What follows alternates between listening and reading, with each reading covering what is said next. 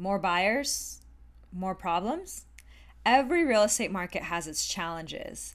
And the gift of this real estate market that keeps giving, fallout.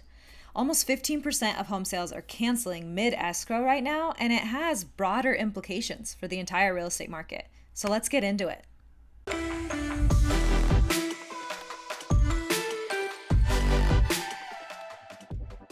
Contract fallout is at a record high, and that's not good news. Not for buyers, not for sellers, and not for realtors or lenders.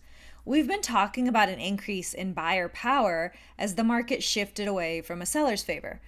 But with that comes the mentality of, oh, I'll just find a better house, rather than both parties being inclined to hold the deal together and get it to the closing table. I want to break down for you why this is happening, how to avoid it, and what buyers should consider before they cancel. The market shift plus the economic uncertainty is a big piece of this puzzle. A buyer's market appears to be fueling more pickiness right now. Inventory is at a 5-year high, which gives buyers more options and more leverage. I find that buyers know deep down that buying a home is the right financial move, but there's a lot of internal and external noise making them second guess the decision. Let's start with the internal noise. The mortgage payment is likely going to require a lifestyle change, and a piece of them doesn't want to adult like that, and it's whining. They're going to fork over their savings that's helped them sleep at night, and they're probably not buying their dream home. So while they're excited, they're also very aware of the compromises that they're making in order to buy this home. So when inspections come back, it's almost like they're looking for a reason to cancel. In fact, that's exactly what they're doing. We're finding that even when the sellers agree to fix everything, buyers are still walking. Then there's the external noise, the news hinting at a market correction, the higher mortgage rate they're locking in, rising geopolitical concerns, and unstable financial markets. It's a lot. Many buyers are of the age where they can distinctly remember or were directly impacted by the last financial crisis, and the uncertainty of the world right now is just too much. So they get cold feet after their offer's accepted, and they start looking for a way out. Not so far from us here in Reno is Las Vegas, and that real estate market is making headlines. The cancellation rates there are higher than the national average. In April, almost 19% of pending home contracts were canceled. That's 1 in 5 deals collapsing, making Las Vegas one of the toughest markets to deal with in the entire country. And many are attributing this to oversupply. Another interesting fact, here in Reno, almost half of the homes selling are closing below asking price. Okay, how to avoid a dead deal. Whether you're a realtor or seller, you're not helpless to this fallout trend. Last week, I talked about preparing a home for sale when buyers are fickle, like they are right now.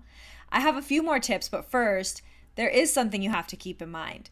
In previous markets, when homes essentially sold themselves, buyers were racing to the finish line, which is the closing table.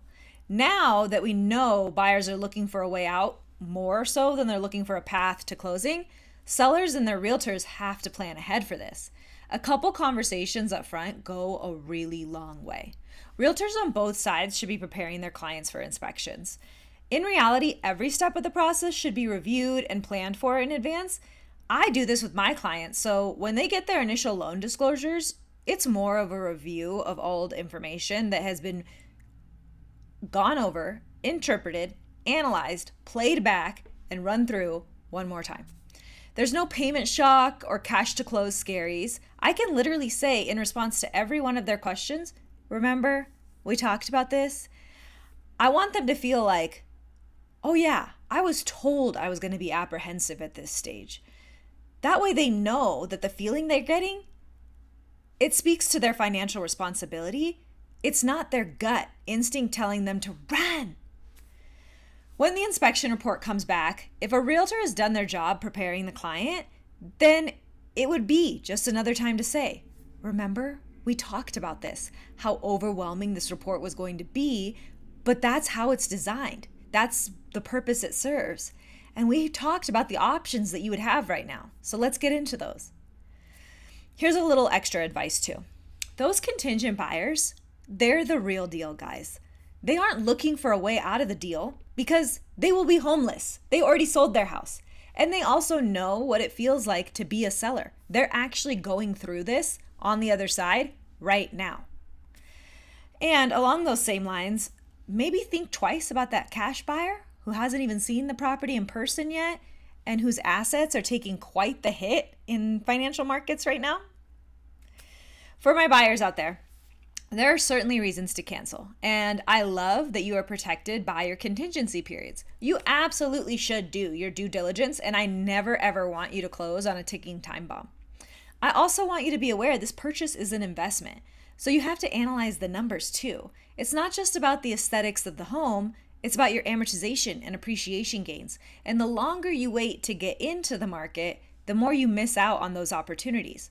Also, the more you wait, the longer you are out there shopping, you risk this buyer's window closing, because remember, as soon as interest rates come down, your competition comes back. It's natural to feel like there's greener grass out there. That's why homeowners move every 8 years on average. I always smile when a client says to me that they found their forever home. And I smile because I'm happy for them, but also because forever is an elusive concept.